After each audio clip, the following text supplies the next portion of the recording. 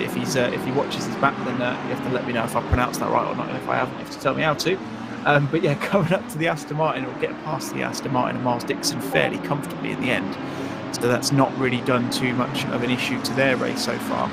And like you said, Steve, I think I'm with you. I wonder if Luke is just trying to put the measure on Robbie at the moment. Robbie is certainly keeping the gap, but it does seem to me like Luke's really got that pace in the middle sector of this track, because there's never more than a second between them, and it does seem to ebb and flow throughout the lap. So I wonder whether it is a case of Luke just maybe trying to hold on to tyres. Of course, we saw that his pole position lap was set quite early in qualifying.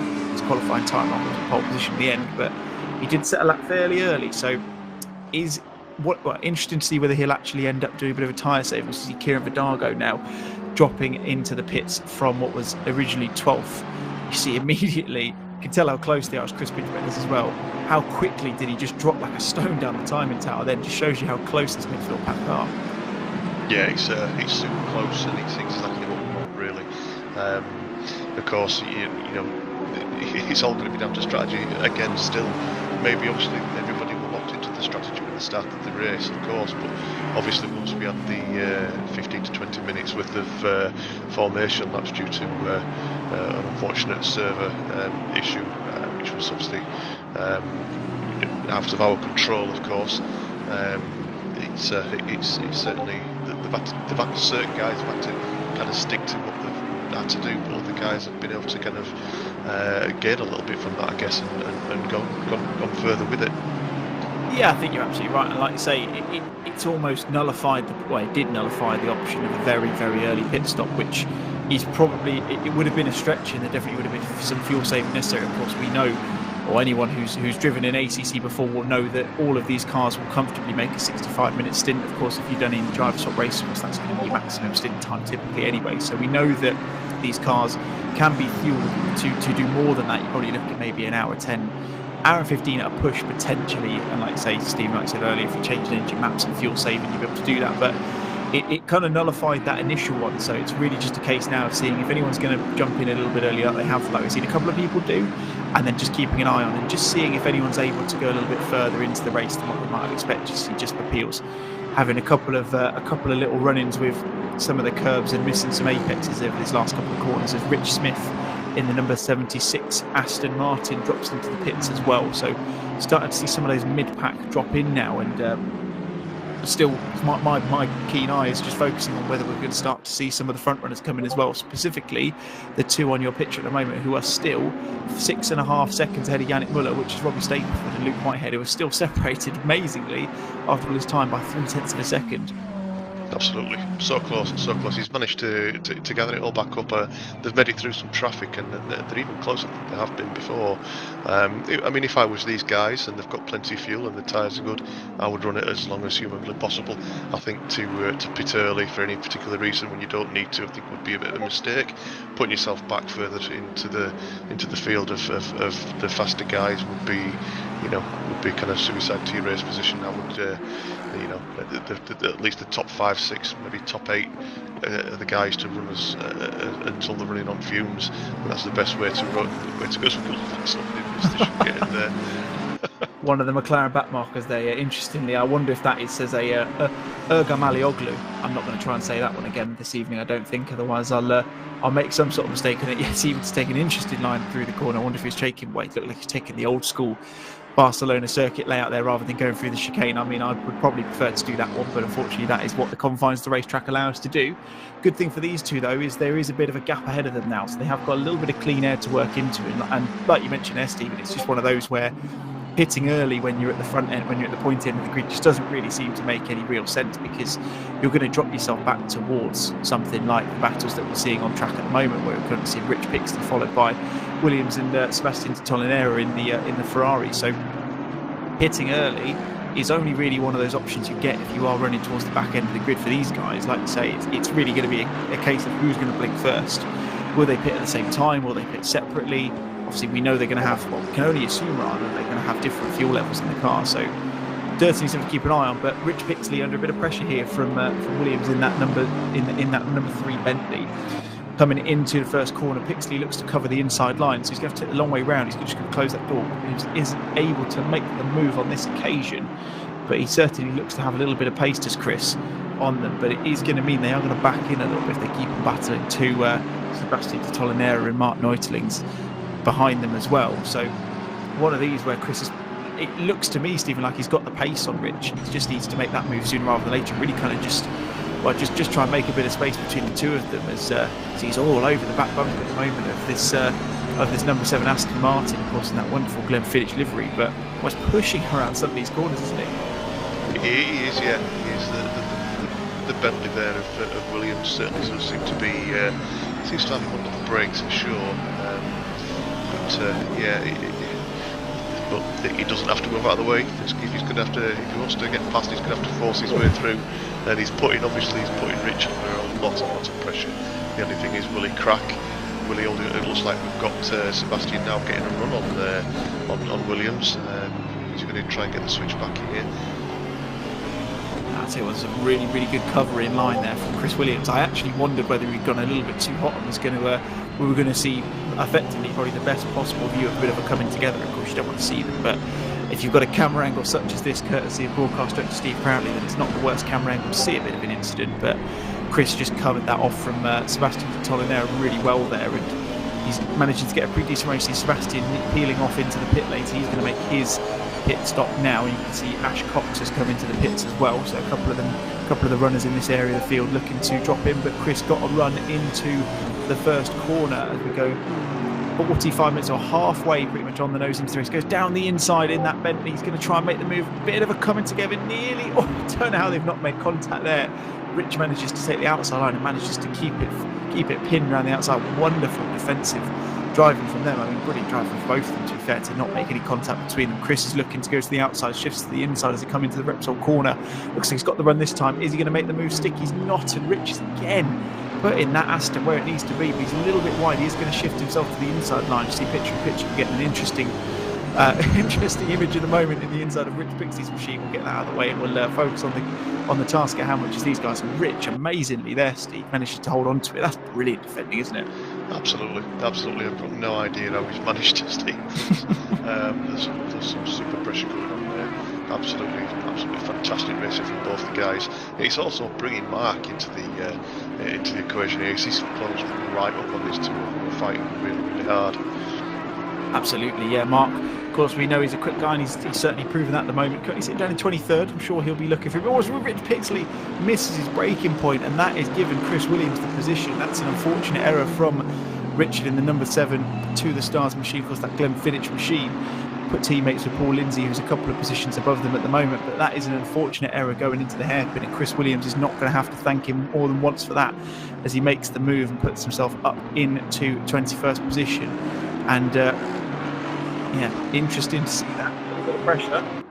And he's managed to shift himself out of the way, as we are understanding that Mr. Luke Whitehead, our second place man, has now pitted. You can see him now just coming out of the pit lane, it seems. He's made his pit stop. He is officially out of the pits. We'll see where he actually comes out to. He's 22nd on the timing sheet, 23rd now. So he's just dropped out behind the battle we're paying focus to, interestingly enough. And you can now see the two of them on there. We've got Rich Pixley and Robbie Stapleford on the two corners. See, of course, Luke Whitehead, sorry, just a couple of cars behind Rich at the moment. So it's not really worked out for him track position wise, because he's still got a little bit of people to get around him. You see one of the Pulse Simsport Aston Martins there getting a little bit out of shape and clambering over the curb. Robbie Stapleford, Steve, still carried on, so clearly got a bit of time left in the car, and has not been made to blink by Luke jumping into the pits like before. No, this has worked out perfectly for Robbie. Obviously, the cars that he's overtaking now are lapped cars, so they do have to get out of the way with the blue flags. Unfortunately for Whitehead, these cars, they're on the same lap as he is, and also this is the position, so he's going to have to fight his way through, and this is playing right into Robbie's hands. Yeah, absolutely. It makes you wonder whether maybe there was a lot less fuel in the Ferrari of Luke Whitehead than we initially thought, as he looks to make the move on while in going into the Cats Shame. We've got a first drive through the evening that goes to 𝗏𝗏𝗡𝗚 Peels. That doesn't for some reason surprise me, to see it based on some of the excursions I've seen from the Porsche driver over the last half an hour or so. So he's going to have to serve that within the next 3 laps, as Assetto Corsa Competizione rules suggest. But yeah, interesting decision from Luke. I would argue, if it was an elective decision, i.e. he made it on his own accord, maybe not the best one he's ever done. He has managed to get a little bit of a reprieve courtesy of Rich Pixley peeling off into the pits as well, so he's got himself a little bit of a gap now between him and Chris Williams ahead. Yeah, I honestly think perhaps that it weren't something that he elected to do. I think it was a forced move. He had to do it because that was the fuel load that he had. Like I said earlier, it was you wouldn't do it. You wouldn't put yourself into mid-pack, especially when you're fighting with the leader, if you didn't have to. So I don't think that was forced due to his strategy. Yeah, absolutely. I think you're spot on there, Stephen. As you see now, Robbie Stapleford come into the pits. Only a couple of laps later does Robbie peel into the pits himself. He's got a 7-second gap ahead of 𝗏𝗏𝗏𝗏 Müller, and then an 8-second gap behind him as Regan Mitchell, Dave Hedges and Luke Rogers, have both managed to get past 𝗪𝗏𝗪𝗏𝗪𝗏, who's falling into the clutches of Jonathan Seville. So he's really seeming to struggle in that Audi this evening. We now focus. We've got picture in picture. We've got Robbie cutting through the pits. He's dropped down to second. So that promotes 𝗏𝗏𝗏𝗏 Müller into the net lead of this race. Luke Whitehead coming through Campos, so he's still got the whole final sector to navigate before he can get back ahead of Robbie and back around Robbie's area, but Robbie's kind of area on track. So keen eye to see where these guys are going to come out. But I mean, it doesn't seem like that Luke could get around this fifth final sector in enough time for even a pit stop of any really quality, would you, Steve? No, I wouldn't have thought so. Even if he's doing a tyre change, that's 30 seconds. And then you've probably got about 20 seconds rolling down the pit lane. It's all something that Robbie will know. Obviously, he's probably got, and I probably do know that he's probably got an engineer who's in his ear helping him out there with certain strategy calls. So yeah, it's worked out well for him. Although it could end up being quite close still. I say that, yeah, we've just effectively closed off any chance of anything happening. But interestingly, it's going to be very, very close coming back out of the pit lane.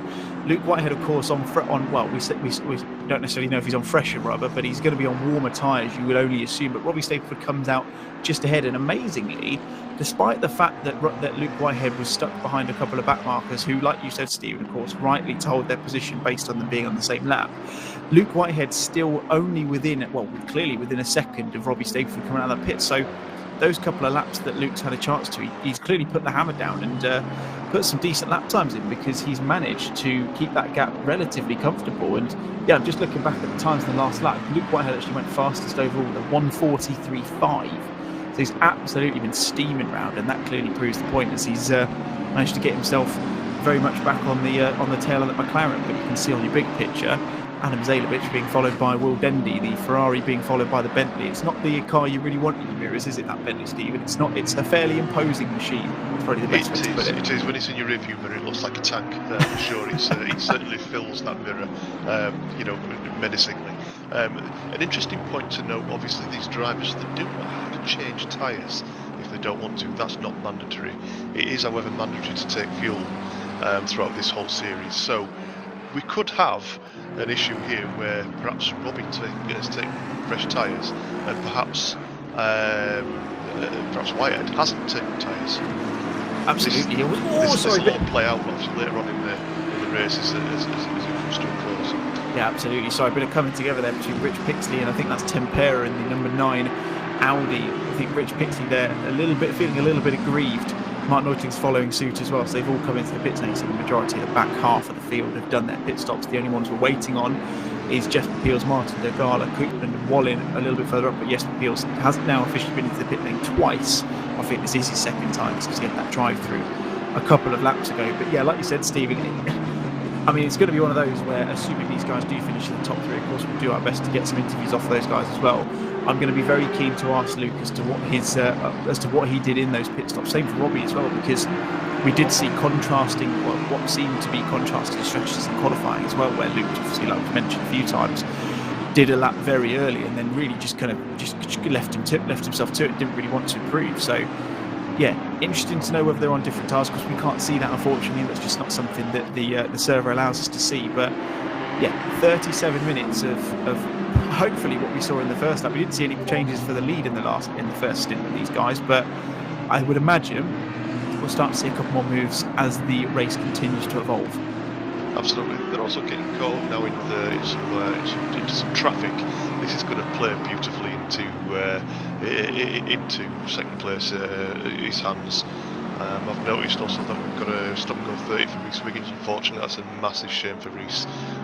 We don't want to see drivers getting stop and go penalties, because it really does ruin doing the races for them. But obviously, if he's done something to bottom that, I think maybe he's speeding in the pits or whatever. It's just a massively unfortunate thing for him that these two are going back to battle, and I think this is going to go down to the wire. Really, really is. The Ferrari seems to be looking super fast at the moment. Yeah, 100%. Of course, like you said, it is potentially throwing some sort of hope back to Yannick Müller, he's currently running in net. He's running in a net third, we'll assume, but he's running first on track as it stands. You see, 𝗪𝗚𝗕𝗙 and Marcus Hagel now. Will certainly not been afraid to get his elbows out at the moment. Interestingly, went for a switch back through 𝗏𝗏. He's going to get the run up through Campson, not necessarily an overtaking position, but as you mentioned, Stephen, Will's not necessarily going to be one to shy away from any sort of move, and that's going to put him under pressure from what is actually a back marker in form. Yes, because of course he's a lap down due to some of the issues just being thrown up in the picture there, and this is it's all very close. A bit of contact.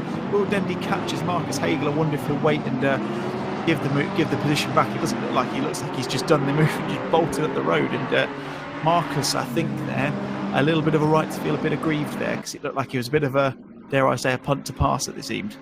Absolutely. We've noticed in the past, and Will can be a very aggressive driver, but he's also a very good driver.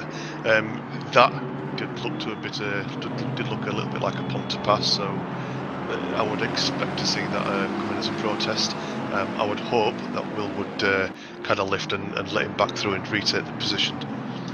Yeah, absolutely. We'll keep an eye on it. Judging by the timing towers, it doesn't look to have actually made any significant changes for position. It just has shifted Marcus Hagel back into the clutches of Simon Wilkes and Jack Jeffries. So it will be interesting to see the time in between Hagel and Dendy over the next couple of laps to see if that does come back. If it was me in that position, I probably would have waited, but I appreciate there was about 17 different other cars sat around them at the time. So not necessarily the easiest thing to do, as we can now see, Robbie Stapleford and Luke Whitehead still in the thick of things. And of course, not all of these drivers are back markers, so it really is trying to shift. It's really putting them under a bit of pressure now. They're still running really decent laps. I think 𝗬𝗔𝗏𝗏's still not necessarily quick enough to really haul back any of that gap at the moment. But these back markers, as they will be classing them effectively, will be really hampering that race, and they'll be trying to get past them as quickly as possible. Robbie Stapleford looking on the move on Jackson going into 𝗖𝗢𝗡𝗏. It doesn't manage to make it on this occasion.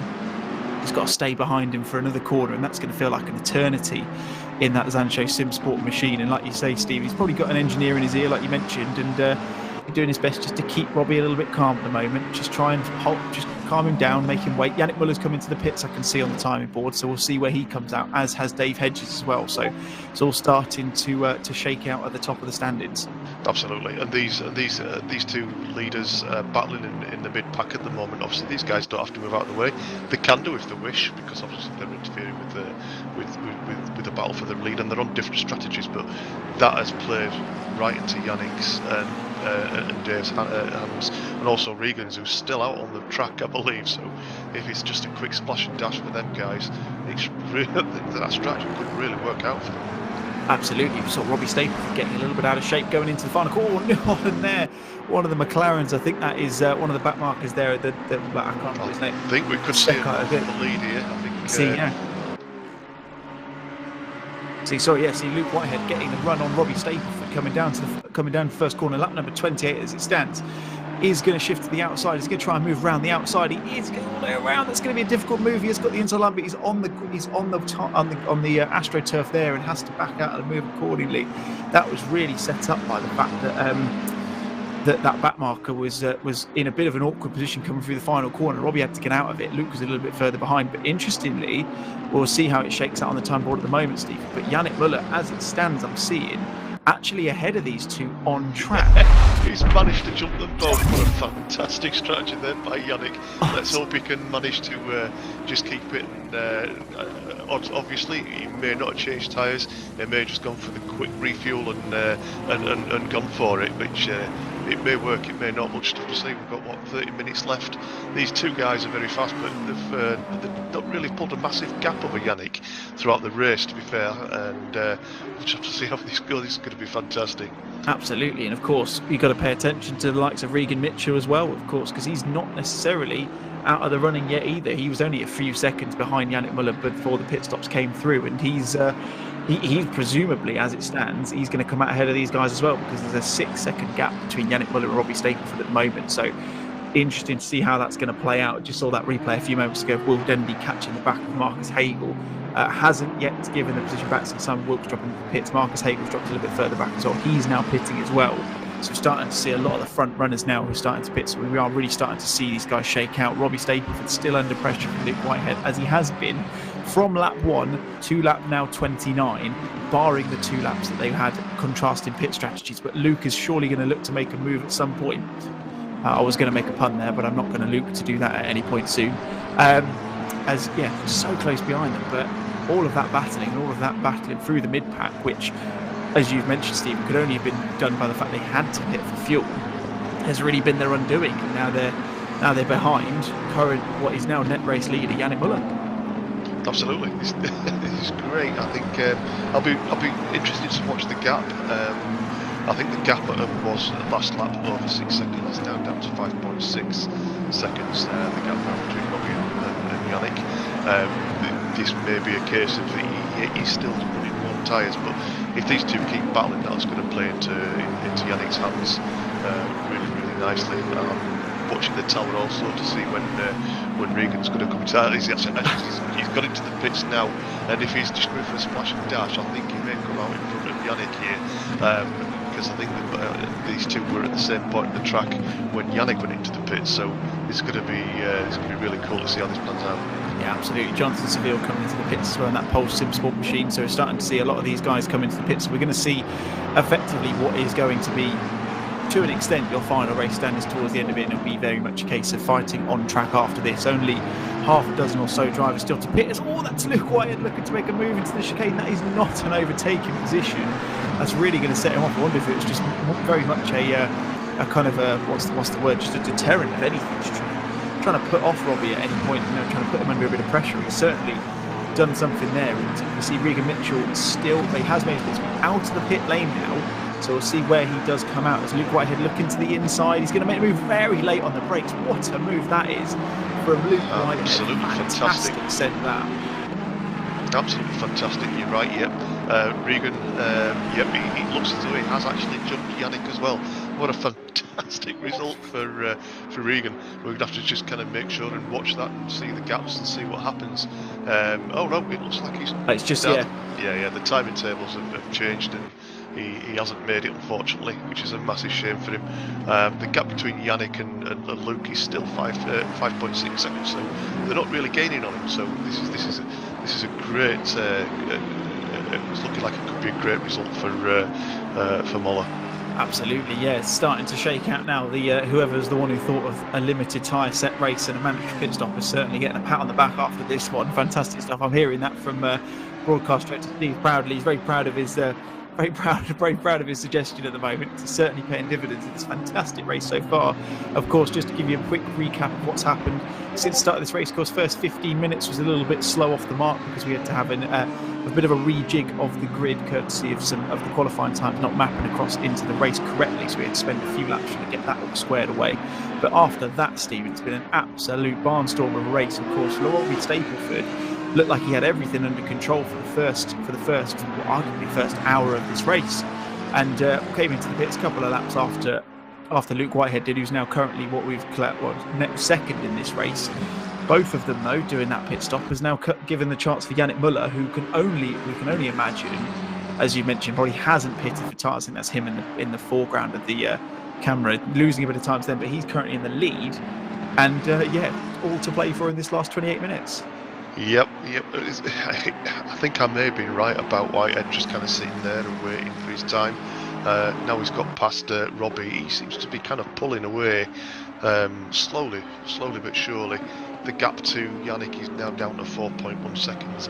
If he continues at this kind of pace, I'm kind of not holding much hope for Yannick. He's got 27 minutes to go, and if he's kind of closing that quick, it could be it could be very, very close towards the end. Yeah, absolutely. You can see Dean Riley under a bit of pressure from, I think that's a back marker actually. I was going to say that's 𝗏𝗏𝗏𝗏, but it definitely isn't, because that is a 𝗏𝗏𝗏 rather than an Aston Martin, but he's behind, a couple of seconds behind Rich Smith at the moment, so he's running a good race in that number 2 Simsport Racing machine, and probably would have been hoping to be a little bit further up towards the pointy end of the grid, but I think a couple of the guys maybe just holding back a little bit too much in qualifying, and then with a grid as big as this, of course, still 39 cars running, it's not necessarily an easy one to try and make the moves through, and we've seen it work for some and not for others. One that it definitely hasn't worked for at all is Simon Crane.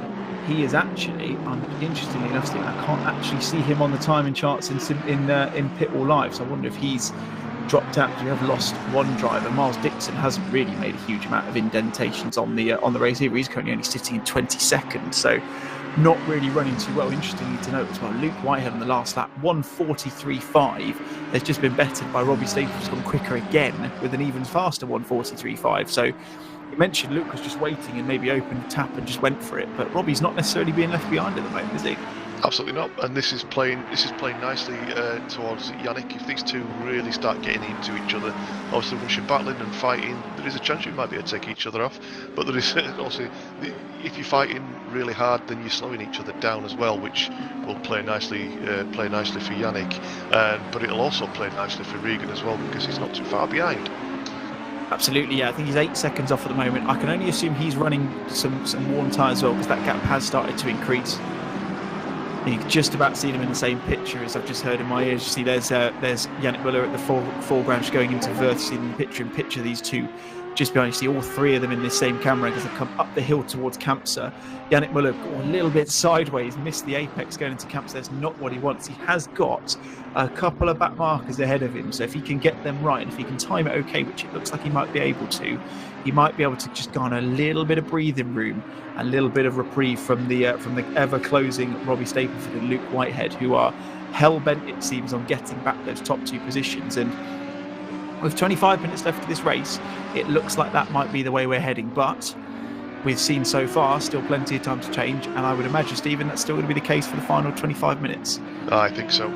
Luke's taken 2 seconds out of Yannick in that last lap and a half, so yeah, it's I'm assuming that Yannick has not changed tyres, which is unfortunate. It was great because he's managed to jump them, but just have to see what happens. I mean, if Luke gets past him, it looks as though if Luke gets past him, that's not too bad. But Robbie, he managed to close up onto the back of Luke, but he seems to be kind of just dropping off again a little bit. Maybe he's just kind of saving it and going for making a last minute ditch towards the end.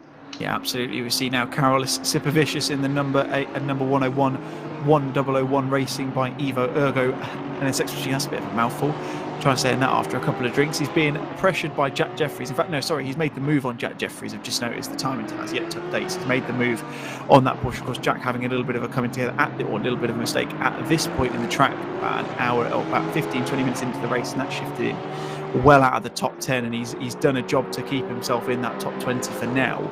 But Karolis is now, he's got past him. Of course, we know he's a quick driver. He's got Simon Wilkes just ahead of him, and then Marcus Hagel a few seconds ahead. I think it's 4 seconds ahead of him at the moment. So Karolis is going to be looking to get his head down. But considering what we said at the top end of the broadcast, of course, in the NSX, in the Honda, not necessarily it's the lesser chosen machine. And he certainly seemed to be doing a decent job at the moment. But Yannick Müller now very sideways going through with the right-hander there at Bank Sabandel. And that is the gap between your current net race leader and your net second place driver. So it is very much a case of when rather than if for Luke Whitehead. He's just got to be very careful as well. Yannick Müller getting sideways again.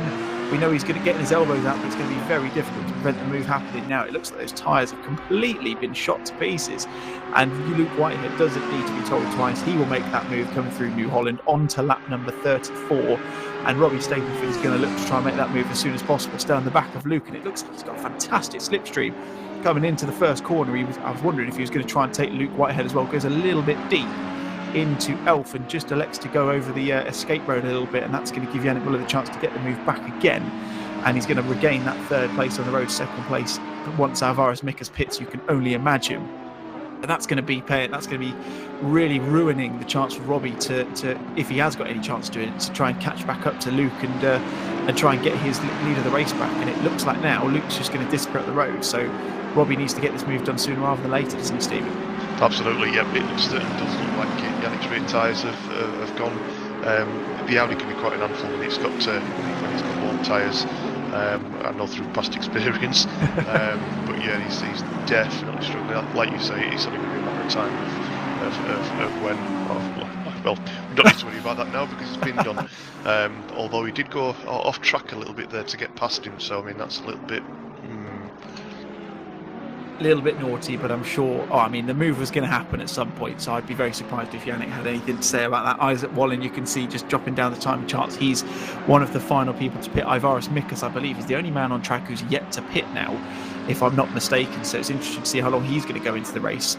Hopefully, he's not going to make the same strategic decision that Yannick Müller's elected to make, because that Audi, like you said, Stephen, seems to be a little bit of a handful now that those tyres are getting worn down. I think the question now there's two questions I've got for you, Stephen. One is who's going to win this race? Is Robbie going to get back to the back of Luke and try and make a move again? And secondly, who's going to finish on that third step of the podium? Because Regan Mitchell, of course, 10 seconds behind Yannick Müller at the moment, but we've seen how much Yannick is struggling to keep that Audi pointing in a straight line.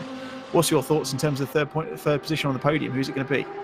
I'm not going to say it's definitely going to be such and such, but I would say Yannick now can just calm it down a little bit and just try and control the rear of that car a little bit more.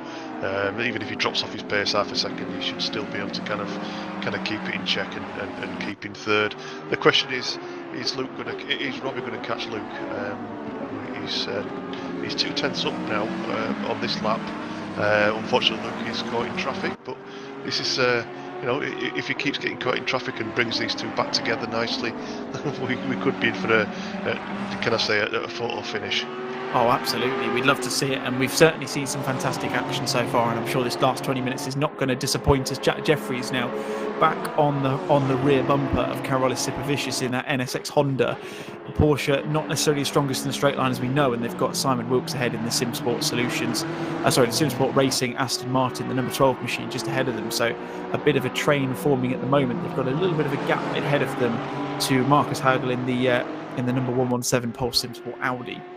There's still a bit of a gap ahead of them, so this is really a battle between the three of them, not necessarily going to be gathering too much momentum on the cars in front, but these guys have been nose to tail for the last sort of 15-20 minutes or so, and it seems like nothing's going to separate them, and my worry is that it's going to end in tears, and we don't like that sort of thing to happen. But 𝗓𝗏𝗏𝗧 is under a bit of pressure now, going through 𝗖𝗢𝗚𝗡𝗏. It's practically Jack Jeffries is almost pushing him through that hairpin as they go down towards 𝗧𝗏𝗏𝗧. He's right on the back of him. This is giving Simon Wilkes a bit of breathing space ahead of them, but it seems like a matter of time before this Porsche is going to get past. Absolutely, seems to be a lot more lively than the Honda. He does seem to be kind of harassing the rear bumper of the, Acura. I think as it is in the game. Absolutely, you've got to be correct in every sense of the word, but everyone obviously refers to them as different things anyway, so we won't worry too much about it. Absolutely, and I also need to correct myself from the game to sim. I do apologise. Keyboard warriors in the YouTube chat will be having serious words of you at some point, Stephen, for saying that. Then again, we're all liable to these sorts of mistakes, and just as long as you don't say it to the wrong person, I'm sure you'll be fine. As long as you see Jack Jeffries getting a lovely run out of the final chicane there and onto the back straight, past 𝗓𝗏𝗏𝗧 before they even got onto the main start-finish straight. And it's now going to be keen to see whether the Honda in Supervision is going to get back to the 17th position. He's going to get through. As you see, Ash Cox getting a drive through for his trouble, so he's been toying with some track limits. He's had his final warning, and as a result will have to trundle through the pit lane at 50 kilometres an hour. That's not what you want to be doing at any point in this race, even when you need to do a pit stop. But a drive through is even worse. You've got to be careful on your speed limits. I was going to get a stop go for his troubles as well to add on top of that. But Jonathan Seville running a fairly decent race at the moment. Rich Smith just behind him, and that's 𝗏𝗏𝗕𝗏 just ahead, of course. I wonder if Marcus Hagel's been in the ear of Jonathan Seville, being like, yeah, that's the lad who gave me a bit of a nudge going into the hairpin, so if you can make a move and shift your elbows out on the way through, that'd be very much appreciated. A little bit of a tip for tat there, but at the moment Jonathan's got to be very careful of Rich Smith behind him, who's got a lovely run out of the hairpin and coming up to Bank Sabadell with that sweeping right hand. He's going to make the move there, but I mean, he's right on the back bumper, and he's really got that Aston Martin running well at the moment, and looking to get himself further up into the top 10. Fantastic race from Rich Smith so far. Absolutely. The car should be matched very, very well, and the only difference will be obviously the fuel loads and perhaps a little bit of the setup changes and differences and whatnot. But I should imagine if Smith gets a good sniff of toe, maybe not this lap, but in a couple of laps he may get that, may go for a move into the first corner. I'm just keeping an eye on that gap between Luke and Robbie. It's down to 2.7 now. Yeah, absolutely. It seems like Luke has got the measure over Robbie at this moment in time. 16.5 minutes left of this first round here at the Simsport Racing at GT3 Championship course season number 6. Simon Crane, last season champion, does look to have retired from the race, which is a bit of a shame. Didn't have the best qualifying, to be honest. Of course, had a chance, as we heard, to potentially put it on pole, but was usurped by track limits in his qualifying lap. Otherwise, he would have been right at the top end. But went for an early pit stop along with his teammate Miles Dixon, and neither of them have really made an indent on the standings, and as a result it does look like Simon's retired, unfortunately, so not the start to his championship defence. Kieran Vidago at the moment in the Apex Predator Simsport number 13 machine, under a bit of pressure from Dean Riley, Adam Azedovich and Roberto Santoro. Luke Rogers, sorry, I heard Luke in my ear then and was panicking for Luke Whitehead, but it is Luke Rogers who's got a drive through in the number 21 Audi, so he's going to shift down. That's going to promote a couple of these guys up and get a few more points on the board. Of course, points running pretty much all the way through the grid, so realistically this season, Stephen, is not necessarily about win. Well, of course you want to win every race, but you need to be as consistent as possible as well. And building a car and a setup that will be consistent all 6 rounds we've got this season is going to be imperative, isn't it? Absolutely, yeah. Consistency is key. Absolutely, and without it, you don't know where. That's one thing about Simon Crane. He was consistent all through last season. He's not usually a guy who would kind of disconnect or whatever unless he had an actual hardware problem, and we do know that he has had connection problems in the past, so maybe he's fallen foul to technical issues. That is a lovely move. Sorry there, Stephen, from Rich Smith there, round the outside into the first corner. Lovely run, and you hit the nail on the head. You expected the toe would pay dividends, and it has done. And Jonathan Seville's dropped back into, well, he has dropped back into 9th place, of course, because 𝗏𝗏𝗧 has now served his drive-through penalty. So it's not necessarily any net loss or gain, because he's kept in the same position courtesy of that drive-through penalty that Luke has served. So Rich Smith getting himself up into 8th. He's been the real beneficiary, and he's now got 𝗏𝗏𝗧𝗏 a couple of seconds in front of him. So he's going to be starting to hone his crosshairs out on that Bentley ahead of him, and try and make a couple of positions up before the end of this race. Still 14.5 minutes left, and our race leader as it stands, 𝗖𝗢𝗠𝗏, is still yet to hit. He has got a 20, well, I was going to say 21, but just the timing tower updates itself, is only a 20-second gap ahead of Robbie Stapleford and Luke Whitehead, who's currently our net race leader, it would seem, at the top of the timing chart. So it's a case of when 𝗖𝗢𝗠𝗏 pits and just really relinquishes that lead, and we'll have to keep an eye out to see where he will come out, of course, before all of the pit stops started to be taken. He was sitting in 5th place, so it'll be interesting to see whether he does come out there or not. And it looks like, Stephen, I would imagine that 3rd place is pretty much insured for Yannick Müller, saving any big issues like we've just seen there from Mickers, saving any big issues from Yannick Müller, because he does seem to be creating a little bit more of a gap. He's got 11 seconds between himself and Regan Mitchell at the moment, so it looks like the top 3 are sorted. The big question is, how will they finish? But we find ourselves a little bit further down the order. 𝗪𝗔𝗟𝗏𝗧 with under a bit of pressure from Roberto Santoro. That Audi's got a fantastic toe. He's going to be looking in his mirror as well, just making sure there's nothing too dodgy there. And I was worrying that Kieran was going to get a bit of a nudge there from Santoro. I wonder if he'd outbraked himself. He didn't manage to. 𝗪𝗔𝗟𝗏𝗧, though, going to try and make them hold on to the position. A little bit of contact there. 𝗪𝗔𝗟𝗏𝗧 getting a little bit sideways, manages to hold on to it. Coming into Wressell, he's going to have the inside line, and he's going to try and make that move, or try and regain that position. And they're side by side going through there. If they carry on like this, they're going to be side by side into the left-hander at 𝗖𝗢𝗏𝗡 next. And you would imagine that is going to be where Santoro is going to complete the move. But 𝗪𝗔𝗟𝗏𝗧 getting the elbows out there, Steve, and stopping him from making any moves. Fantastic defensive work. Totally. Some absolutely fantastic racing from both the guys. Adam can only 𝗏𝗏𝗏𝗡. That was some great racing and some really good spatial awareness from both guys. That was great. Absolutely, yeah. Like I say, a little bit of coming together, but they managed to hold it onto it, and yeah, fantastic racecraft from both of them. A little bit of rubbing, but that's all good here. Nothing too much coming together. Kieran Vidago looking to make a move on Jonathan Seville, going round the outside into the 𝗏𝗏𝗧𝗏 hairpin.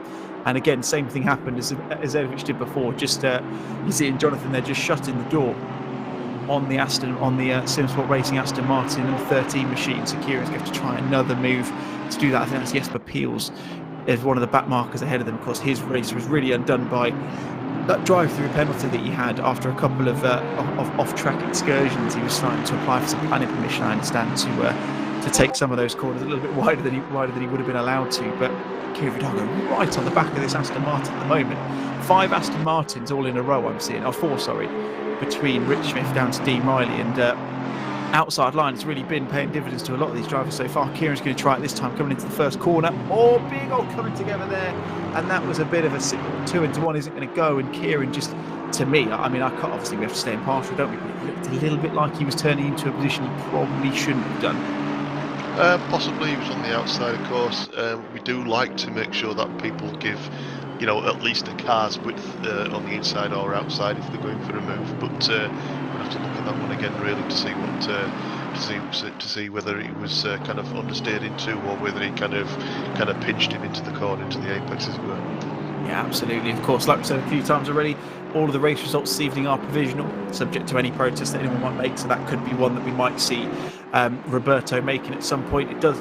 Kieran Vidago has managed to make the move stick, so he's managed to make his way through. And of course, we might be seeing Marcus Hagel make a make a protest on this man that we're following at the moment, who's under a bit of pressure from Rich Smith, which is 𝗏𝗏𝗕𝗏, of course. We saw him into this corner about 20 minutes ago, having a little bit of what we would dare to call a punt to pass, unfortunately going past Marcus, who's managed to drop down the grid a fair bit as a result. But Rich Smith now trying to make the move, going around the outside of 𝗏𝗏𝗧𝗏𝗏, not the kind of move you'd expect to make, but he's looking like he's got the pace on Will at the moment. And if he can get a good run out the final corner, Steve, he's going to look to maybe make a move into the first corner. Yeah, definitely. All he needs to do is get this little section right and get the last corner and get a really good kind of exit and get into that toe. Depending on how Will's got his car set up, whether he's got low wing or whether he's got a lot of downforce, will kind of give us the answer to whether this will be done or not. It's looking close. It looks looking like he might be trying to go around the outside again. Yeah, around the outside seems to be the move of choice so far. It's either worked or it hasn't. It's very much a yes or no situation. It will or it won't. And it's just seeing Jonathan Seville dropping down the leaderboard a little bit. I don't know if he's picked up any damage from that coming together with 𝗓𝗏𝗏𝗧𝗏𝗏. It was a bit of an innocuous move, so hopefully nothing too much coming. But just shows you still after an hour and 20 minutes of racing so far, or an hour and 5, plus a 10-minute formation stint, should we call it, that these guys are all still, there's so many close battles all the way throughout, and finally 𝗖𝗢𝗠𝗏𝗏𝗧𝗏𝗏 has managed to drop himself into the pits of just hearing, Regan Mitchell's still dropping a little bit further back from 𝗬𝗏𝗔𝗏 Müller, so that top 3 seems all but assured. We're just waiting for the last 9 minutes or so to confirm exactly how that's going to be. Rich Smith managed to make the move on 𝗏𝗏𝗕𝗏𝗏 there, going through the middle part of the track, so he's going to have to try and make a move. I wonder, going back to what you said, Steve, you mentioned whether he's running high wing or low wing. I wonder if he's running a low wing setup, because it looks like Rich has really got the pace on Will through the infield of this track, and makes the move done. And now Will's got a fair few people behind him. He's all the way back to Jonathan Seville in tow, and he's going to have to be careful here. Any little mistake and he can drop himself right the way back down the leaderboard. Absolutely, yeah. We've got Dean Riley and 𝗓𝗏𝗏𝗧𝗏𝗏 closer up on Will now, and obviously they're bringing along Santoro and Adam. This could get quite spicy down the start-finish straight as well. But I don't know if you've noticed, but the gap between the 2 leaders is coming down. Yeah, absolutely. We're seeing at the moment, Robbie Staplefield on the last lap, half a second quicker. So currently, like you say, Stephen, gap only just over a second. So I'll keep a very keen eye on that, and we'll see how that plays out over the final few laps. 𝗓𝗏𝗏𝗧𝗏𝗏 looking to make a move on Dean Riley, doesn't make it this time. We saw him go around the outside, tried to go around the outside of Roberto Santoro a couple of laps ago, didn't manage to get round cleanly. And he's got Roberto Santoro very much in his rear-view mirrors. So it is one of those where it's almost pass or be passed as we come towards the final stages of this first race of Season 6's GT3 Championship at Simsport Racing. Of course, if you have enjoyed the stream so far and you'll continue to enjoy it for the remainder, make sure, if you haven't already, you've smashed the like button on there and you've subscribed and hit that bell notification for all the other races that we've got. Next race we'll have is going to be at Zandvoort in the GT4s on Wednesday night. That'll be kicking off just before 8 o'clock on Wednesday evening, so make sure you're there for that as well. It'll be the resumption or the continuation of Season 6 of the GT4 Championship. Should be a fantastic one.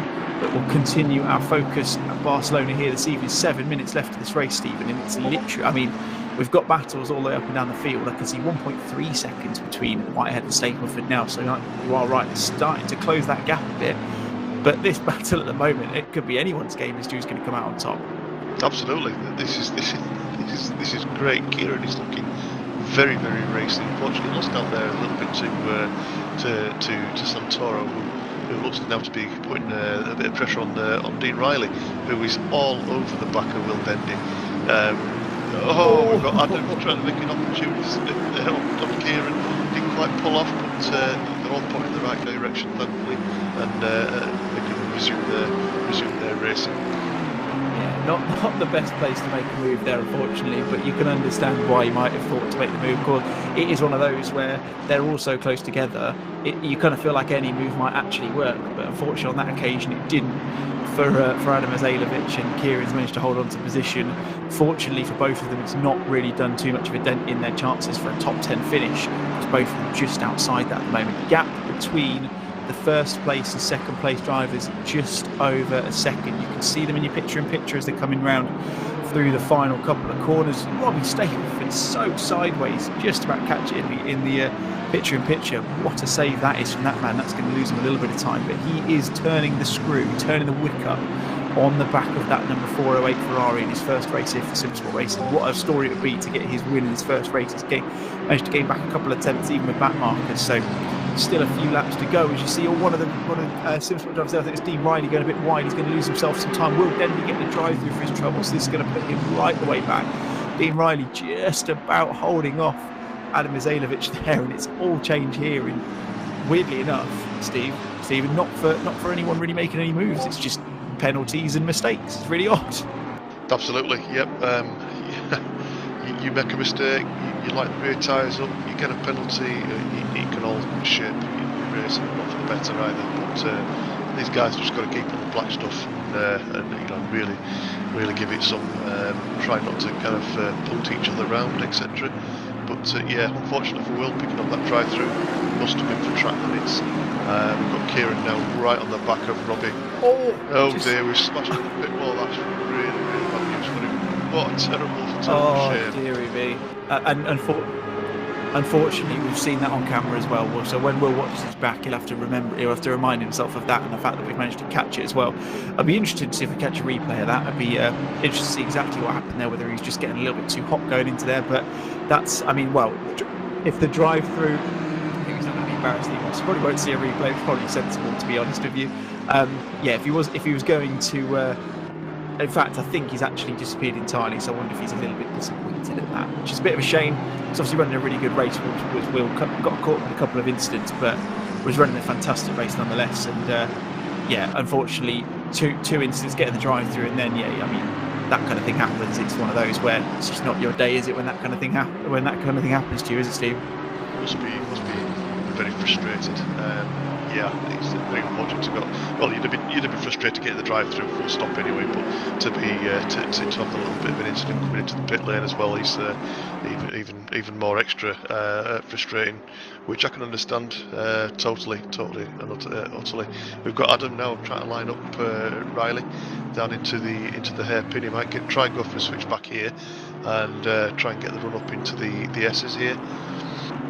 Yeah, we've seen that move tried a few times. Unfortunately, it doesn't really seem to work with the right-hander into Banks Sabadell where they are at the moment. But it's interesting to see what different people are trying to do, as we've got 3 minutes left on the time. So we've probably got 2 laps left maximum, I would expect. Of course, that all entirely depends on where Luke Whitehead is at the moment, who's currently still our race leader. Of course, wasn't leading for the first stint of this race. Chose to pit earlier than we expected. I think obviously that was presumably to do with the fact that he didn't have enough fuel in the car to carry on. So did pit earlier than we might have expected. But Robbie Stapleton is coming back to him. Of course, he was the one who was leading the entire first part of this race. You can see how close they are now. 0.7 of a second between the top two. It is going to be a do or die move, you'd think, from Robbie Stapleton. 2.5 minutes left on the timer, so it's going to be 2 more after this one, you would imagine, because this is what we're talking about, 1:44 for a lap. There's definitely enough for 2 laps, because it will be a lap, finish a lap obviously once the timer hits 0. So Robbie's got potentially, Stephen, 2, maybe 3 chances to get this done if he can get close enough. Absolutely. And if I know Robbie through watching him in the past, he will take it if it's there. Yeah, absolutely. He's not one to shy away from a move. Robbie's a very quick driver, and like you say, he's got the racecraft to boot as well. Yannick Müller currently sitting in 3rd place, a little bit further back. Of course, he's lost coming together between a couple of drivers there. Quite catches one of the Glenfiddich drivers and one of the Pole Simsport drivers as well. So I wonder if that is Paul Lindsay and Wagner Marquez. I'm just seeing a little bit further down the time chart potentially seeing them dropping down. 𝗬𝗘𝗕𝗦 popping in the chat saying no replay, please. Don't worry, Will, we won't do that to you. We did catch it, but we won't come back to it. We'll swiftly move past it and move on, because we're going to turn our focus back to the front of the rear field at the moment. 0.2 of a second between these two. They've been nose to tail for the entire race. Luke making the move a couple of laps after he came out of the pits and they got back onto their second stint, but Robbie is coming back with a vengeance now. And oh my goodness me, this is going to be a fantastic last lap. It seems it's going to be a question of when is Robbie going to try and make a move, and is he going to make it stick? Well, thankfully, the Porsche driver they're getting out of both cars' ways. We don't want this race to be decided by a lapped car. This has got to be run to the line with these two guys giving it absolutely full beans. Yeah, I would hope that this is going to stay like this, and obviously we're going to be moving on to the last lap now. This is going to be a case. I think Robbie's going to have to go for the do or die into turn one. I think if he gets a good enough slipstream and gets a good enough exit in the last corner. Absolutely. As we come on now to the final lap, Luke Whitehead has led this second stint from pretty much start to finish. He pitted a couple of laps before Robbie Stapleford, but Robbie has got the toe onto the final lap to go into the first corner for the final time. Is he going to try and make a move? He's got a bit of close speed, not necessarily enough, and it's not enough. He's going to sit behind him for another couple of corners, so that really means that he's probably only got, I would argue, 2 overtaking opportunities now. One of them is going to be after the next couple of corners going into that tight left-hander at 𝗖𝗢𝗏𝗡𝗏. The other one is going to be going into the hairpin at 𝗪𝗏𝗏𝗏 at the top of the hill. And as you can see, the timer has hit 0, so this will 100% be the final lap. Robbie Stapleford is as close as he has been in this second stint. He's been putting in some very, very quick laps indeed.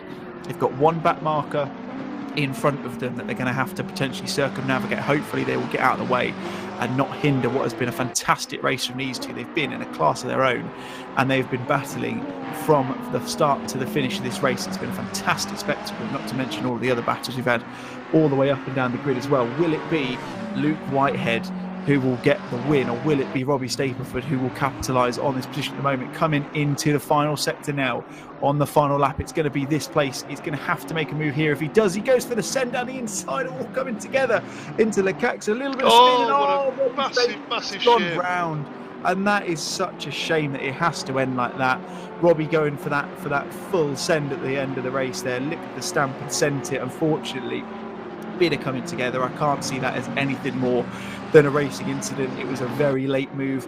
Luke saw the move coming, collected to the inside, and it was just 2 into 1, wasn't going to go. But Luke Whitehead comes round through the final corner on lap 47 of this race, a few less than we would have expected on his debut here at Simsport Racing, to win the first race of this season here for season 6 of the GT3 Championship. Robbie Stapleford in the end 6.5 seconds back, but that doesn't tell the whole story. He comes through in second place, and Yannick Müller, who looked at one point like he maybe had the race win in his grasp as well, comes through for a well-deserved podium. Regan Mitchell coming through a little bit further back with very much a resurgent 𝗖𝗢𝗏𝗏𝗏𝗏 behind him, but doesn't manage to make the move at any point into the final couple of corners. And Stephen Haley, what a fantastic race that was. That was absolutely impeccable. Absolutely incredible racing. Yes, throughout the whole field as well. We've had some absolutely fantastic battles all through the field. The mid pack's been super close. Some good clean racing there. Robbie, I don't think he could have done anything else. I think if he hadn't tried to go for that move, he would have kicked himself if he hadn't tried. But it's just fortunate for him that it was only himself that he kind of spun around, because it would have been a massive shame if Luke had have spun and lost multiple places as well. Yeah, absolutely. I mean, what a race from all of the guys up and down the field. We've had action literally from top to bottom. It's been full of incident, full of overtaking, full of racecraft, full of quality. And yeah, I mean, if we're going to get another 5 entries of that over the next 12 weeks, I think we'll be very, very happy indeed. We'll do our best to get a couple of the guys into the comms box to get some interviews from them in a minute, ask them some questions, try to get the top 3 into there and see if we can get their perspective on the race. But I couldn't put this any better. It was one of those where we said it at the start of the race, didn't we, Stephen, where we weren't really sure what was going to happen until the last 5 minutes. And in the end, we didn't know what was going to happen until the last 5 or 6 corners. I mean, Luke was, I think, like you said, he looked like he had it measured in the first stint. We'll hopefully find out a bit more if we get to speak to him in a minute. But he just seemed to have the pace in him. But then I just didn't expect Robbie to come back as quickly as he did. He seemed like a man possessed at the end of that race. And for all we knew, he could have got the move done. But unbelievable racing. Fantastic stuff. Oh, yeah, absolutely. Incredible racing from both the guys. To have kept it so close and so clean for most of it, nearly all of the race up until that point. But yeah, props to all the guys who were racing tonight. Props to the guys who were unfortunately lapped. You know, they played a blinder, and there was no major incidents, I don't think, with regards to being lapped, etc. So they've done a fantastic job there today as well. So yeah, everybody should be really pleased with themselves.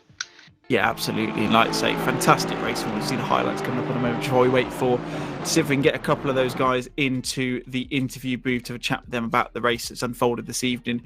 Just a recap for you, of course, in the first few minutes of the race, we did have to run a little bit of an odd start, should we say? Not what we would have expected, and obviously had to get everything kind of squared away. But I can see now, we'll ignore that recap for now, because I can see the three drivers are actually in the booth at the moment. So we'll bring them in, Stephen, and we'll have a chat with them and see their thoughts on this evening's racing. Good evening, chaps. Thank you to our top three for joining us in the interview booth this evening. We'll start with our race winner, Luke, if I may. Luke, of course, new name to the Simsport Racing community, and not the worst way to start off things. How was it from your perspective? Well, it was a very, very difficult race, to be honest. I came into it, obviously, from hearing about it on streams and hearing about it on social media, and I didn't really know what to expect. You know, obviously the level everywhere is different, but the level was high, and I was found a little bit wanting in qualifying. I made a couple of little errors. I went out at the start when the track was fast as opposed to when it was optimum, so a bit of a silly mistake from my part. And then in the race, I knew I'd have stronger race pace than quali pace. That's always usually the case for me. And I was glad to see that was proven correct, you know, and the toe is huge around here, but the dirty air is probably worth more. You know, it's more damaging, I think, than the toe is, you know, rewarding. So it was very difficult to overtake. And, you know, I was helped by a little bit of back markers at the early stages. I think Robbie was helped at the end as well. I got sort of caught out in positions. You know, catching people in the bus stop is never something you want. But yeah, really brilliant race. I thoroughly enjoyed it. You know, well done to Robbie. He drove a really good race, kept me honest, and it was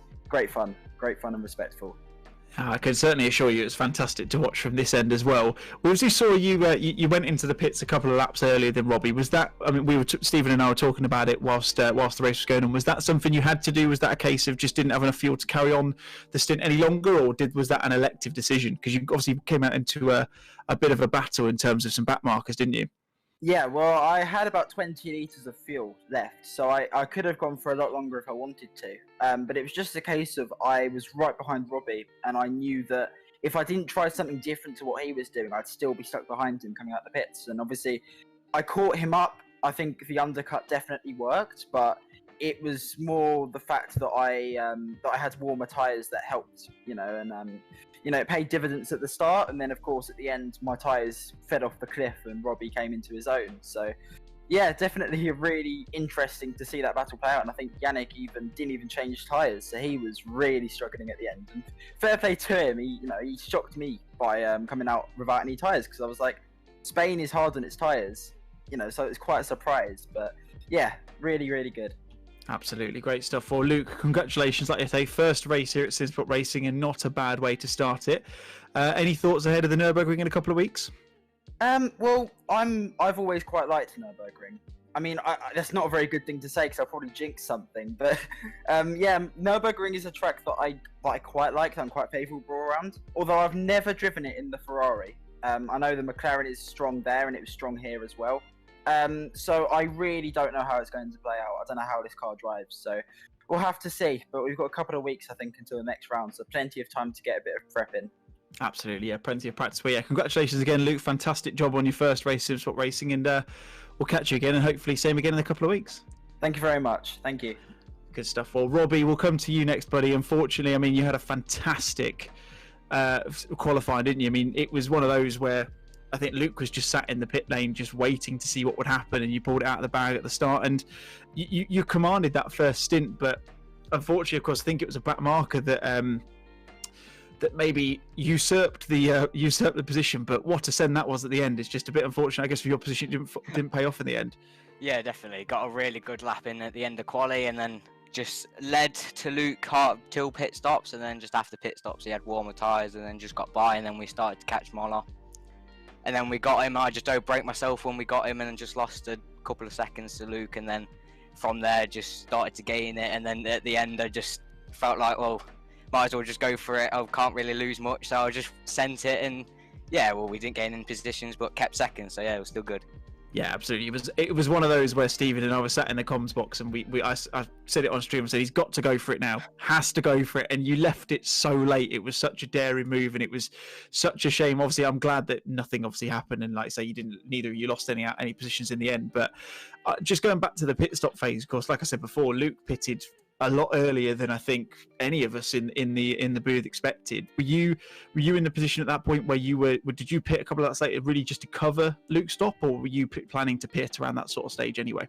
Yeah, I still had, I think, 20 litres left, and I was thinking, oh, should I just pit as soon as I get really low fuel, or should I try and cover him, because I know he's probably going to be quick, and I'm catching back markers. So I just 2 laps in, I just decided to pit, and I got back out in front of him, and yeah, I just went from there, and it was just cold tyres, and he had warmer tyres, and he just got by. But yeah, still good. Absolutely. Well, both of you, between you both, certainly put up a fantastic display for us. Hoping that the same thing will happen next in a couple of weeks' time at the Nurburgring. What are your thoughts ahead of that? Have you had much more practice than Luke so far? This was actually the Nurburgring will be the first time in GT3 round there, so it should be fun. At least we've got 2 weeks until there, so plenty of practice from now till Nurburgring. Fantastic stuff. Well, yeah, Robbie, commiserations, fantastic racing. You both like to say, unfortunately, the move at the end didn't work, but still a fantastic race in the end, and congratulations on your second place. Yeah, cheers, David. And Yannick, you did what I think a lot of people were probably, clearly, far too afraid to do. I think is probably the way to do it. That Audi looked, safe to say, a little bit squirrely towards the end. What was the thoughts there? Was it really a case? Do you think the tyres would be able to hold on to the end? I mean, I'm guessing, correct me if I'm wrong, you didn't change tyres at the pit stop? Yeah, I didn't. It didn't work out, obviously, but I just had to try it. I saw that 𝗬𝗏𝗏𝗏𝗏 was far enough behind, so even if it didn't work, I wouldn't lose a position, and I wouldn't catch these guys in front on pace because they were just flying. So I just had to try something, and since the race was pretty much shortened by, I don't know, 12, 13 minutes or something due to the starting phase, anyway, I might as well try it.